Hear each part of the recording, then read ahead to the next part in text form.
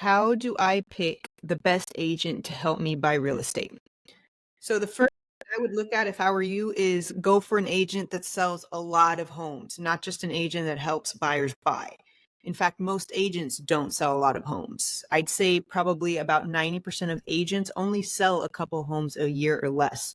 And I know the buyers agents out there are probably screaming at me right now, but just tell me anything that you do twice a year that you're really good at.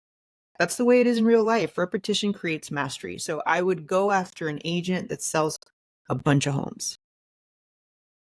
Any tips for hiring a great contractor? Okay. So a lot of people are actually renovating their house right now. And the secret to a great renovation is a great contractor. So here's a tip. Go outside and check out their truck. A good contractor has a neat truck. Everything is in order. The presentation of his truck is a good representation of what your job is going to look like if you hire him or her. I'm nervous because my calculations show that I won't be cash flowing enough monthly for a property I want to buy. Okay, my personal rule of thumb in today's market with today's interest rates is to buy so long as you don't lose money monthly.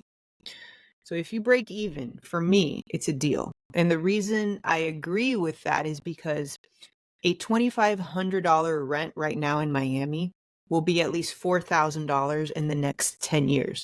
Rent will always go up over the course of several years. But you know what doesn't go up?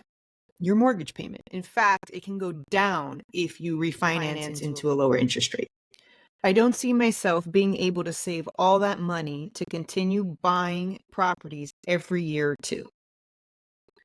So the first property you really need to save cash for is your first property. After that, it's just a matter of recycling the equity or appreciation of which that property is generating over time.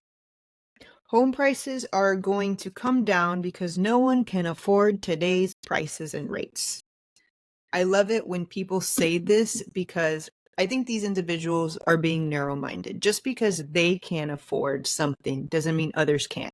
And I know this because despite the rising prices and interest rates, there are still more people buying homes than there are available properties.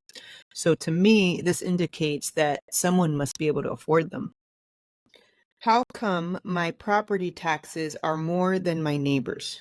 So your property taxes are based off when you purchased the home and the home's value at the time that you bought it.